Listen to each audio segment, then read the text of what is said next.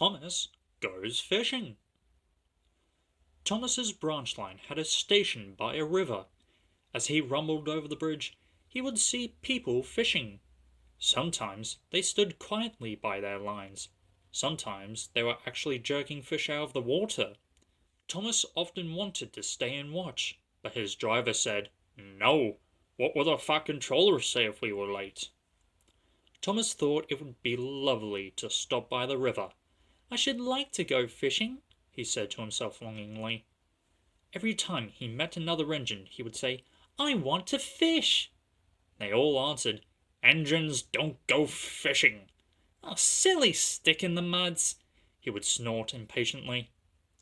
Thomas generally had to take water at the station by the river.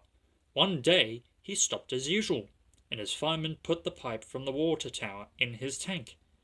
Then he turned the tap, but it was out of order, and no water came. "Bother!" said Thomas. "I am thirsty." "Never mind," said his driver. "We'll get some water from the river." They found a bucket and some rope, and went to the bridge. Then the driver let the bucket down to the water. The bucket was old and had 5 holes, so they had to fill it, pull it up, and empty it into Thomas's tank as quickly as they could.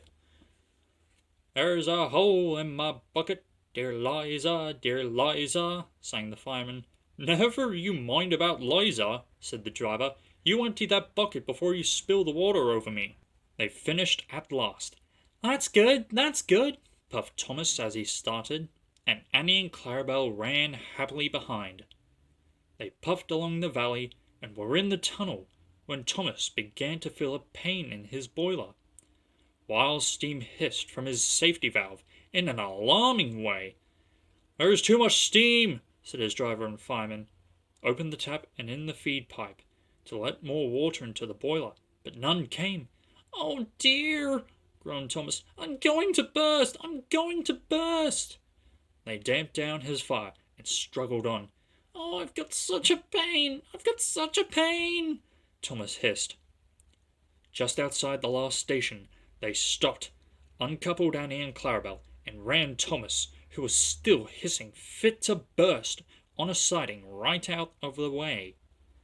Then, while the guard telephoned for an engine inspector, the fireman was putting out the fire. The driver wrote notices in large letters, which he hung on Thomas in front and behind. "Danger! Keep away!" Soon the inspector and the Fat Controller arrived. "Cheer up, Thomas," they said. "We'll soon put you right."